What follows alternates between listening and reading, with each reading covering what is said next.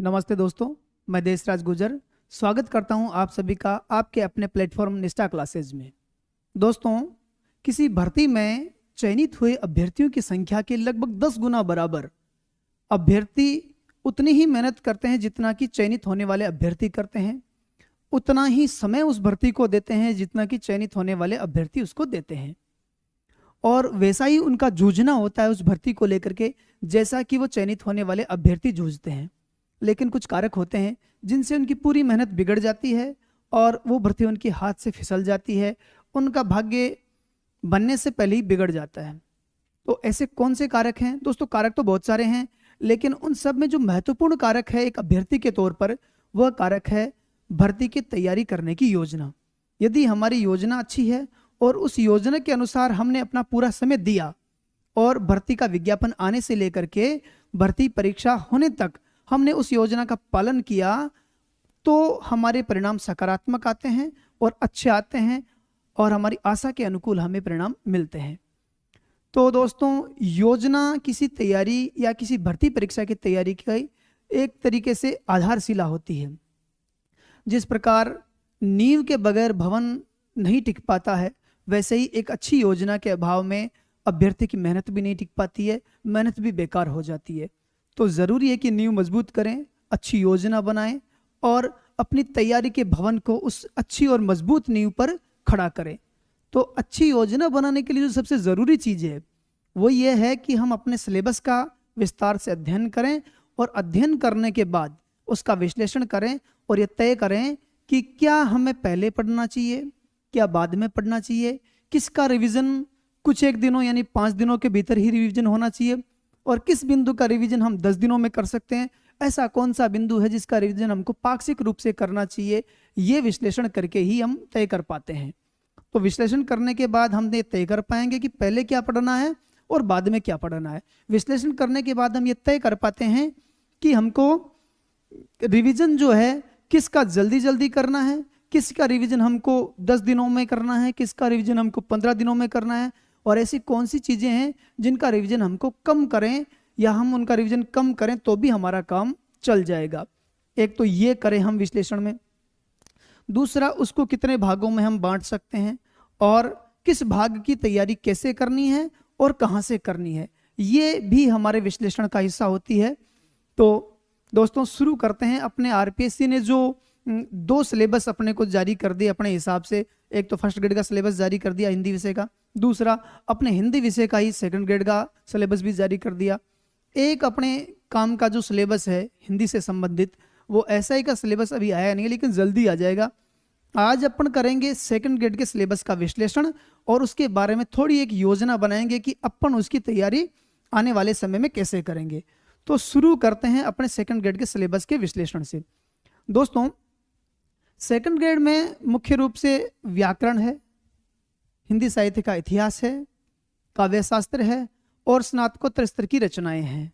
इन सबको हम एक योजना में कैसे बांध सकते हैं, किसको इनमें से पहले पढ़ना चाहिए, किसको इनमें से बाद में पढ़ना चाहिए, किसका रिवीजन जल्दी जल्दी करना चाहिए। क्योंकि कई बार अभ्यर्थी जो पढ़ता तो है, समझ में भी सारी बातें आ जाती है उसको, लेकिन अच्छी बात समझ में आ जाए, सब कुछ अच्छा पढ़ भी लें, उसके बावजूद वो जल्दी से उस चीज़ों को भूल जाता है। तो ऐसी कई सारी चीज़ें होती हैं जिनको अपने को जल्दी जल्दी रिवीजन करना होता है। इनके अलावा कुछ चीज़ें ऐसी होती हैं जिनको हम एक साथ पढ़ नहीं पाते, एक साथ याद नहीं रख पाते। जैसे कि पर्यायवाची होते हैं, कितना भी अच्छा याद करने वाला विद्यार्थी हो, यदि पर्यायवाची उसने एक दिन में पढ़ लिए तो उसको याद नहीं रहेंगे। तो किसको कैसे पढ़ना है, इस बात का विश्लेषण अपने एक बार सिलेबस देखेंगे और सिलेबस में बिंदुवार एक बार चर्चा कर लेते हैं दोस्तों। चलिए दोस्तों, करते हैं।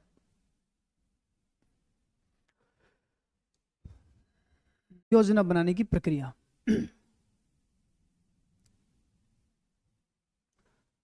आरपीएससी ने जो नया सिलेबस जो जारी किया है वो इस प्रकार से है। देखो, आरपीएससी के द्वारा जारी किए गए सिलेबस का पहला पोर्शन जो है ना, व्याकरण है। व्याकरण को हम योजना और अध्ययन की दृष्टि से 2 भागों में बांट सकते हैं। एक भाग तो है नियमावली, व्याकरण का वो हिस्सा जो केवल नियमों पर आधारित है और नियमों को पढ़ करके हम उसको समझ सकते हैं और हल कर सकते हैं। एक तो वो हिस्सा हो गया। एक हिस्सा है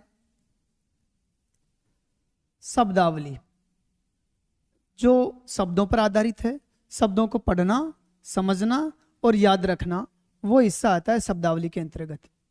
तो सबसे पहले हम बात करेंगे कि जो नियमावली वाला पोर्शन है उसके लिए अपनी क्या योजना है, कैसे काम करेंगे उसके लिए।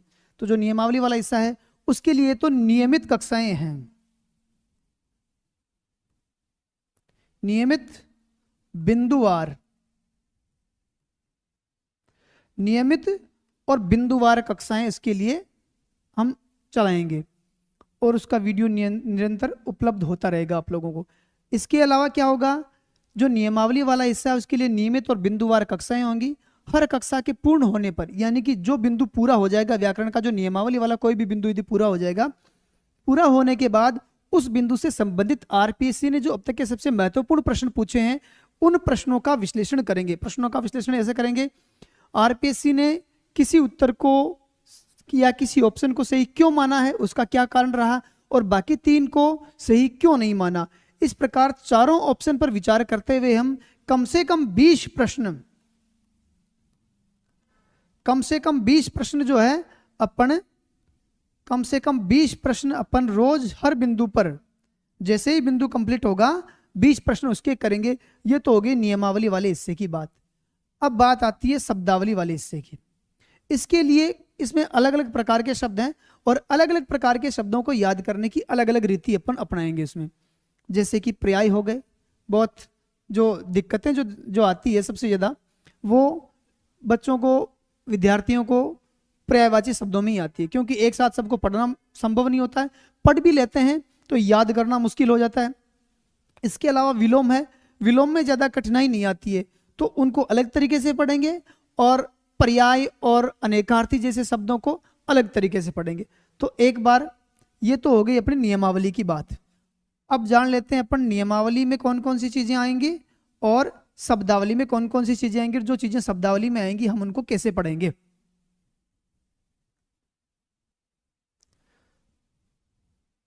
स्वरों और व्यंजनों का वर्गीकरण, वर्ण व्यवस्था, नियमावली के हिस्से में इसको अपन रखेंगे। कोशक्रम नियमावली के हिस्से में ही अपन इसको रखेंगे और उनके साथ ही अपन पढ़ेंगे। ये जो शब्द वर्गीकरण है स्रोत के आधार पर, ये शब्दावली है, इनको केवल पढ़ना है और पढ़ करके याद करना है। ये दूसरा शब्द वर्गीकरण है जो व्याकरण पर आधारित है। इसमें संज्ञा, सर्वनाम, विशेषण, क्रिया और इनके अलावा क्रिया विशेषण और उसके भेद, ये नियमावली पर आधारित है। इनकी नियमित कक्षाएं आएंगी और कक्षाओं के बाद में प्रत्येक बिंदु पर कम से कम 20 प्रश्न पूछेंगे, 20 प्रश्न करेंगे, अपन हल करेंगे सभी का, सभी ऑप्शनों के साथ, चारों ऑप्शन पर विचार करके हल करेंगे ताकि अपना बिंदु पूरी तरीके से क्लियर हो जाए। ये तो हो गई यहाँ तक की बात। आगे बात करते हैं, व्याकरण की कोटियाँ नियमावली का हिस्सा है और उसी पद्धति से अपन इसको पढ़ेंगे। शब्द रचना, संधि नियमावली का हिस्सा है। समास और उसके भेद नियमावली का हिस्सा है। उपसर्ग और प्रत्यय और उसके भेद, ये भी नियमावली का हिस्सा है और उसी पद्धति से पढ़े जाएंगे। चलिए आगे बात करते हैं।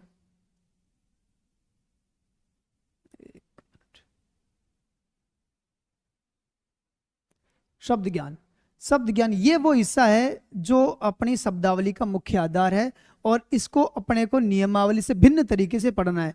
पहला तो है पर्याय, जिसमें सबसे ज्यादा दिक्कतें आती है बच्चों को। इसके लिए क्या कर सकते हैं अपन, सबसे जो अच्छा तरीका है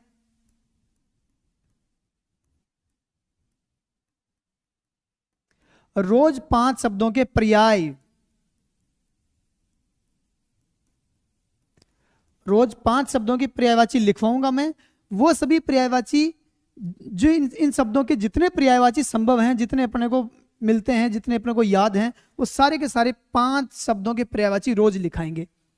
अगले दिन फिर 5 के लिखाएंगे, लेकिन अगले दिन इन 5 शब्दों के पर्यायवाची लिखाने से पहले क्या करेंगे, पिछले दिन जो 5 शब्दों के पर्यायवाची अपन ने लिखवाए थे उनका क्विक रिवीजन करेंगे। बोलूंगा मैं और आप सिर्फ सुनते जाना, उस सुनने के साथ ही आपके पिछले दिन के जो 5 पर्यायवाची है उनका रिवीजन हो जाएगा। इस प्रकार एक सप्ताह के पर्यायवाचियों का एक बंच हो जाएगा, एक जगह इकट्ठा हो जाएगा और उन एक सप्ताह के पर्यायवाचियों को अपन फिर एक साथ दोहरान करेंगे, फिर एक बार उनका रिवीजन करेंगे, फिर अगले सप्ताह में उनका रिवीजन नहीं करेंगे, अगले सप्ताह के पर्यायवाची अलग होंगे। इस प्रकार पर्यायवाची अपने कंप्लीट होंगे। ऐसा करते करते एक बार पूरा हो जाएगा तो उसके बाद में लगभग अपने को याद हो जाएंगे सारे के सारे पर्यायवाची। जब तक हम आखिरी शब्द के पर्याय तक पहुंचेंगे तब तक अपने पर्यायवाची लगभग तैयार हो जाएंगे। दूसरी बात आती है शब्दावली में विलोम शब्द। ज्यादा कठिन मामला नहीं है, अधिकांश विलोम शब्द तो याद होते हैं। इनमें से कुछ एक विलोम शब्द है तो 15 दिनों में एक बार करेंगे इसको, 15 दिनों में एक बार। उसका भी एक तरीका है, पहली बार 15 दिन बाद करेंगे अपन इसको, और सारे के सारे विलोम शब्द जितने अपने पूछे जाने की संभावना है, सारे के सारे विलोम शब्द जो है एक बार मैं लिखवाऊंगा, बुलाऊंगा, लिखवाऊंगा केवल वो ही जो कि अधिकांश बच्चे भूल जाते हैं, अधिकांश अभ्यर्थी भूल जाते हैं, वो विलोम शब्द केवल लिखवाएंगे। बाकी तो केवल मौखिक अपन उनको तैयार कर लेंगे, और एक दो बार पढ़ने पर अपने को समझ में आ जाएगा कि इनमें से अपने को 80% तो याद ही है, 20% केवल विलोम शब्द ऐसे हैं जो याद नहीं होते। उन पर अपने को अगले चरण जो दोहराने के होंगे, अभ्यास के, याद करने के जो चरण होंगे, केवल उन 20% शेष 20% पर ही अपना फोकस होगा ज्यादा। बाकी तो अपने को वैसे सामान्य रूप से याद होते हैं। ये विलोम याद करने की पद्धति हो गई। विलोम और पर्याय दोनों को याद करने की पद्धति। अब दोनों की परंपरा की ही आगे कुछ पद्धतियां हैं।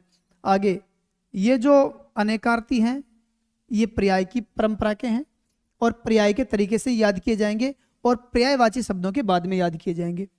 आगे है समश्रुतक भिन्नार्थक शब्द विलोम के हिसाब से, वाक्यांश के लिए एक शब्द विलोम के हिसाब से, और विलोम के बाद में ही याद किए जाएंगे। इस प्रकार से ये जो शब्द ज्ञान का पोर्शन है वो अपन कंप्लीट करेंगे, नियमित रूप से कंप्लीट करेंगे। नियमित रूप से का मतलब रोज थोड़ा थोड़ा करके करेंगे। यदि इन शब्दों को हम एक क्लास में, एक वीडियो में पढ़ने का प्रयास करेंगे तो पहली बात तो पूरे के पूरे याद नहीं होंगे, याद हो भी जाएंगे तो भूल जाएंगे। तो इनका नियमित थोड़ा करके अभ्यास करना है, और इस प्रकार से इस महत्वपूर्ण हिस्से को अपन कंप्लीट कर लेंगे। यही सबसे अच्छा तरीका है, थोड़ा करके अपनाना, थोड़ा करके याद करना। ये तो हो गई व्याकरण में नियमावली और शब्दावली की बात।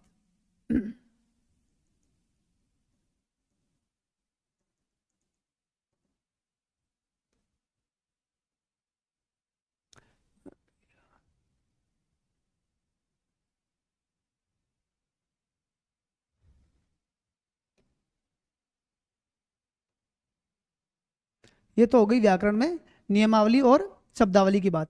एक ये हिस्सा है वाक्य रचना। ये हिस्सा अपने नियमावली में ही होगा और उसी पद्धति से पढ़ा जाएगा। बिंदुवार क्लास आएंगी, 20-20 प्रश्न हल किए जाएंगे। एक सप्ताह के जितने बिंदु अपन पढ़ेंगे, रविवार के दिन उनका दोबारा अभ्यास करेंगे। और इसी में आता है अपना शब्द शुद्धिकरण। शब्द शुद्धिकरण शब्दावली का हिस्सा है। इसके लिए क्या करेंगे, रोज या 2 दिनों में, या तो रोज कर सकते हैं या 2 दिनों में कर सकते हैं, जैसा भी अपना आगे व्यवस्था रहेगी उस हिसाब से कर लेंगे। 20 शब्द या 10 शब्द शुद्ध लिखना सीखेंगे केवल रोज। यदि एक बार में, एक दिन में सारा जो शुद्धि के शब्द हैं या शब्दों को शुद्ध लिखने की पद्धति या शब्द या अशुद्ध, शुद्ध या अशुद्ध पकड़ना अपन सीखेंगे, यदि एक बार में पकड़ेंगे तो भूल जाएंगे। रोज 20-20 करके या 2 दिनों में 20 करके या मान लो 3 दिनों में 20 करके भी सीखेंगे तो भी अधिकांश शब्द अपनी पकड़ में आ जाएंगे, अपन उनको कवर कर लेंगे। वाक्य शुद्धिकरण भी इसी का हिस्सा है। इसके कंप्लीट होने के बाद ही यह काम हो पाएगा।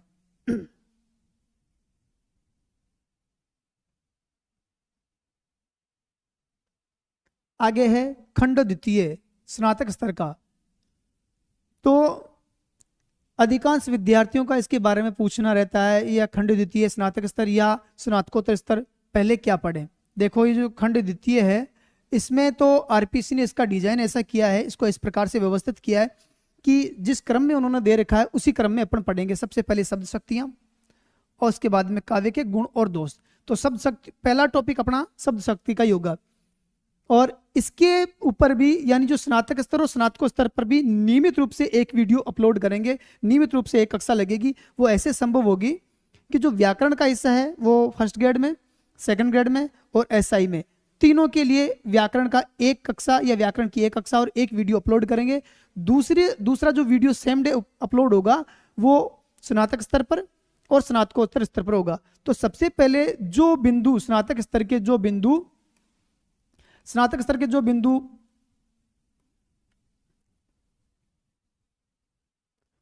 हाँ, स्नातक स्तर के जो बिंदु फर्स्ट ग्रेड और सेकंड ग्रेड में मैच करते हैं, कॉमन है, सबसे पहले उन पर एक एक वीडियो अपलोड की जाएगी। जैसा कि शब्द शक्ति, ये फर्स्ट ग्रेड में भी है, सेकंड ग्रेड में भी है। इसी बाद में काव्य के गुण, दोष, अलंकार, छंद, रस, ये अपन बिंदुवार नियमित रूप से पढ़ेंगे। इनमें भी वही नियम लागू रखेंगे अपन, एक बिंदु पर कम से कम 20 प्रश्न, और सप्ताह में जितने बिंदु अपन पढ़ते हैं रविवार को उनका विश्लेषण और ज्यादा मात्रा में उनका अभ्यास अपन करेंगे।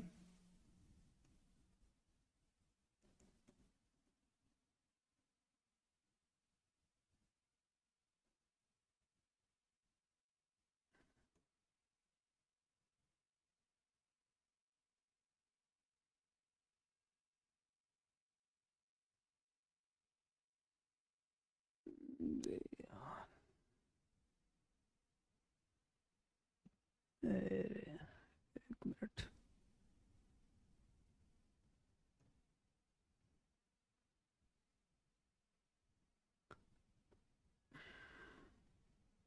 ये हो गई द्वितीय खंड की बात।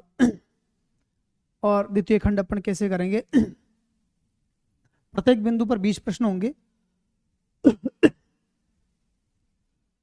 हिंदी साहित्य द्वितीय खंड का ये भाग पूरा होने के बाद हिंदी साहित्य के इतिहास पर अपन आगे बढ़ेंगे। हिंदी साहित्य का इतिहास सबसे पहले अपन ढांचे के रूप में पढ़ेंगे। ढांचे के रूप में पढ़ने का मतलब होता है इसके विषय में जो सब कुछ सामान्य जानकारी है।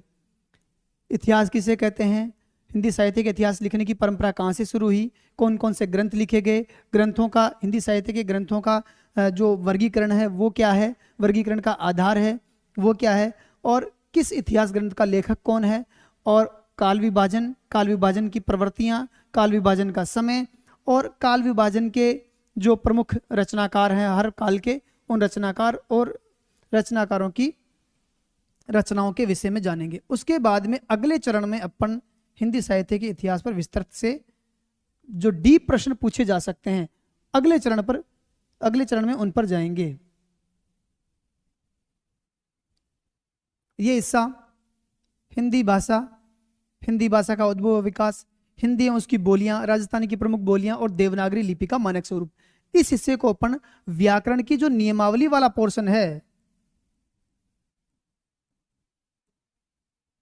उसी के साथ पढ़ेंगे। इसको अलग से व्याकरण में मर्ज करके अपन इसको पढ़ेंगे। बात करते हैं अपन निर्धारित पाठ जो है उसके बारे में। पहले कबीर ग्रंथावली और रामचरितमानस का बालकांड, ये इस हिस्से के सबसे बड़े पाठ हैं और इनको सबसे बाद में पढ़ेंगे। अपनी जो शुरुआत होगी वो होगी भ्रमर गीत से। क्यों इनको बाद में पढ़ना है, उसका सबसे बड़ा कारण ये है कि ये इतने बड़े हैं कि यदि अभ्यर्थी इनको शुरू में पढ़ने लगेगा तो बहुत सारा हिस्सा उसका चला जाएगा एक बार के लिए, तो उसको लगने लगता है कि मैं छूट जाऊंगा, पीछे छूट जाऊंगा, या मेरा कुछ हिस्सा जो है बहुत पीछे रह जाएगा, मैं कवर नहीं कर पाऊंगा। इस दुविधा से बचने के लिए इसको बाद में ही पढ़ेंगे। और पढ़ने का एक ही तरीका है, बाद में अपन इसका जो है एक बार विस्तार से डिटेल में भावार्थ पढ़ लेंगे। भावार्थ पढ़ने के बाद में इसके जितने संभव प्रश्न बन सकते हैं वो प्रश्न बनाएंगे और उन पर चर्चा करेंगे, और अंतिम एक बार इसको जो है प्रत्येक शब्द की व्याख्या सहित, प्रत्येक पद की व्याख्या सहित पढ़ेंगे केवल एक बार, यदि अवसर मिलता है तो। नहीं तो इसका भावार्थ जानना और सभी संभावित प्रश्नों पर चर्चा करने पर भी पर्याप्त काम चल जाता है इसमें। क्योंकि कबीरदास जी का जो है उसमें अपन कुछ चीजें कॉमन पकड़ लेते हैं। गुरु की महिमा है, ज्ञान पर बल दिया है, बाह्य आडंबरों का खंडन किया है, और इनसे संबंधित प्रश्न जो आते हैं वो अपने को आ ही जाएंगे, अपन कर ही लेंगे यदि कॉमन चीज अपन पढ़ लेते हैं तो। बात आती आगे की रचनाओं की। ये जो रचनाएं हैं इनको कैसे पढ़ेंगे इस हिस्से को, तो इसकी एक ही कहानी है। सबसे पहले हम पढ़ेंगे रचनाकार के विषय में, क्योंकि रचनाकार के विषय में प्रश्न पूछे जाते हैं। रचनाकार का व्यक्तिगत जीवन कैसा है, जन्म, मृत्यु, माता पिता, गुरु, रचनाएं, और यदि रचनाकाल आधुनिक काल का तो उसको कौन कौन से पुरस्कार मिले हैं, प्रथम बार कौन सा पुरस्कार उसको मिला है, या कौन सा बड़ा पुरस्कार उसको किस रचना पर मिला है, इससे संबंधित प्रश्न पूछे जाते हैं। और यदि रचनाकार किसी पुराने समय का है तो उसके बारे में, उसके गुरु के बारे में, माता पिता के बारे में, उसकी पहली रचनाओं के बारे में, या उससे किसी दर्शन से वो विशेष रूप से प्रभावित रहा है तो दर्शन के बारे में पूछा जा सकता है। दूसरा इसके विषय में जो पढ़ने का तरीका, दूसरा जो विषय, जो दृष्टिकोण हमारा होगा वो होगा रचना के बारे में, रचना का परिचय। रचना का यदि कोई कारण है लिखने का तो वो कारण समझेंगे। रचना यदि किसी दूसरी रचना का हिस्सा है तो उस मूल रचना के विषय में पढ़ेंगे, क्योंकि यह प्रश्न पूछा जाता है। जैसे कि चिंतामणि, ये उत्साह जो है ना, उत्साह नामक निबंध, ये चिंतामणि का भाग है, तो हमें चिंतामणि के विषय में भी जानना जरूरी है कि आचार्य रामचंद्र शुक्ल ने चिंतामणि कब लिखी, किस पर आधारित है, कितने खंड हैं, कब कब प्रकाशित हुई। इस प्रकार रचना यदि किसी दूसरी रचना का हिस्सा है तो उसके विषय में ढंग से पढ़ना। रचना यदि किसी दर्शन से प्रभावित है तो उस दर्शन के बारे में जानना, और रचना के पीछे यदि कोई विशेष कारण है तो उस कारण के विषय में जानना। जैसे कि अपने कामायनी, जयशंकर प्रसाद की जो कामायनी है, श्रद्धा श्रृंग, यानी पूरी कामायनी शैव दर्शन से प्रभावित हैं। भगवान शिव पर जो दर्शन है उस दर्शन से प्रभावित होकर के लिखी गई है, तो पूछा जाता है, कई बार पूछ सकते हैं। तो इस प्रकार से एक रचना के परिचय के आधार पर अपन इसकी तैयारी करेंगे। फिर आता है मूल पाठ। मूल पाठ में हर लाइन में जितने संभव प्रश्न हो सकते हैं उन सब पर चर्चा करके, मूल पाठों को पूरा पढ़ करके, लाइन टू लाइन उन पर चर्चा करके, सभी शब्दों का अर्थ जान करके, उन के कितने संभव प्रश्न हो सकते हैं उन सब पर चर्चा करके इनको अपन कंप्लीट करेंगे। इन सब के बाद में आता है हिंदी शिक्षण और शिक्षण विधियां। तो ज़्यादा बड़ा नहीं है इसका मामला, थोड़ा छोटा सा मामला है। इससे संबंधित जो कक्षाएं होंगी वो अपलोड कर दी जाएंगी, और 2 या 3 बार मास स्तर पर, मेगा स्तर पर इनके जो है प्रश्नों का अभ्यास करेंगे। और यदि हम प्रश्नों का अभ्यास करें, क्योंकि इसका इस मामला ये है कि इसकी जो थ्योरी है, थ्योरी के आधार पर तो अपन कुछ भी नहीं कर सकते। जो पाठ, जो इससे संबंधित जो अपने को कहीं मिलता है लिखा हुआ, या अपन कुछ क्लास या कोई चीज़ लिखा हुआ अपन पढ़ लेते हैं, उससे संबंधित मामले में से इसका कुछ बैठेगा नहीं। इसके प्रश्न ज़्यादा से ज़्यादा हल करने के लिए अपने को क्या करना है, ज़्यादा से ज़्यादा प्रश्नों का अभ्यास करना है। यदि इसमें हम ज़्यादा प्रश्न हल करना चाहते हैं तो ज़्यादा ही प्रश्नों का अभ्यास करना है। तो इसमें एक बार तो इसकी पूरी क्लासें अपलोड कर दी जाएंगी। दूसरा ये होगा कि इससे संबंधित 2 या 3 बार कम से कम अपन इससे संबंधित सभी प्रश्नों का अभ्यास करेंगे, तो ये आपकी स्मृति में पक्की हो जाएगी। इस प्रकार ये हमारी जो है वरिष्ठ अध्यापक के सिलेबस के अकॉर्डिंग तैयारी करने की योजना है। ये अपने सिलेबस का विश्लेषण है, कैसे अपन काम करेंगे वो है। अब आगे जो क्लासें अपलोड होंगी उनमें एक हिस्सा व्याकरण का होगा और एक हिस्सा स्नातक स्तर की रचनाओं का, या स्नातक स्तर में काव्य शास्त्र वगैरह इनका होगा। चलो दोस्तों, मिलते हैं अपनी पहली क्लास में। आज अपना योजना बनाने का और सिलेबस के विश्लेषण और अध्ययन का जो क्लास थी या वीडियो था। अगली जो वीडियो होगी उस वीडियो में अपन व्याकरण का एक टॉपिक शुरू करेंगे और स्नातक स्तर की जो काव्य शास्त्र का जो पोर्शन है उसका एक टॉपिक शुरू करेंगे। मिलते हैं अगले वीडियो में। धन्यवाद।